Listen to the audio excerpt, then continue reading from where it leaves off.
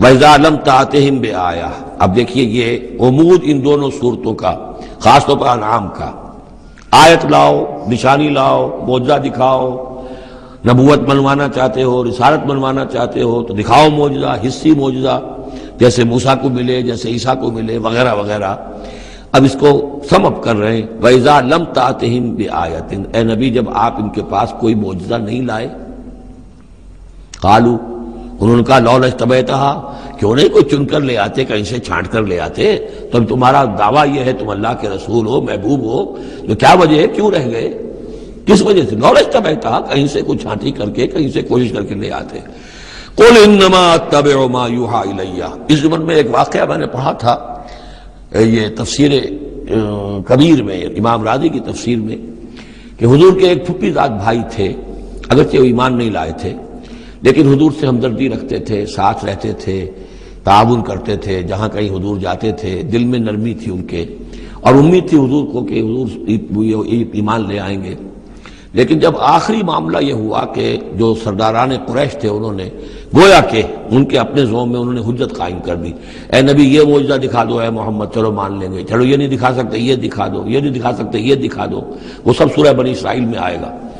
تو جب یہ ساری باتیں حضور نے کرنی میرے اختیار میں نہیں ہے، یہ تو اللہ تعالیٰ کا فیصلہ ہے، اللہ جب چاہے گا دکھائے گا، میرے اختیار میں نہیں ہے، تو پھر وہاں سے حضور جب اٹھے سب وہاں تو شور مچ گیا، پھر ظاہر بات ہے کہ وہ تو تالی پٹ گئی ہوگی کہ بس رہ گئے ان کی، اب تو یہ تو ہمارے جو عوام ہیں انہوں نے کہا ہوگا کہ ہمارے سردار تو جیت گئے، اس لیے کہ یہ تو ناکام رہ گئے، انہوں نے تو آخری درجے میں کہہ دیا یہ نہیں دکھا سکتے یہ دکھا دو، یہ نہیں دکھا سکتے یہ دکھا دو، یہ معجزہ نہیں تو یہ دکھا دو، یہ نہیں تو یہ دکھا دو، کوئی بھی نہیں دکھا سکتے۔ تو اس کے بعد جب حضور کے ساتھ وہاں سے حضور دل گرفتہ ہو کر اٹھے اور آئے تو ساتھ وہ پھوپھی زاد بھائی بھی تھا، اس نے کہا کہ محمد آج تو آپ کی قوم نے آپ پر حجت قائم کر دی ہے، اب میں آپ کا ساتھ نہیں دے سکتا۔ یعنی یہ ہے کہ جو اثر پڑتا تھا لوگوں کے اوپر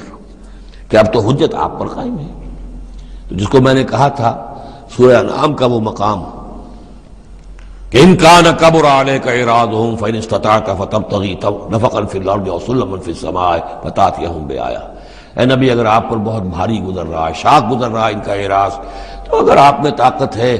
تو کہیں زمین میں سرنگ لگا لیجئے، کہیں آسمان پر سیڑھی لگا لیجئے، اور کہیں سے جہاں سے آپ لا سکتے ہو لے آئیے، ہم نہیں دکھائیں گے۔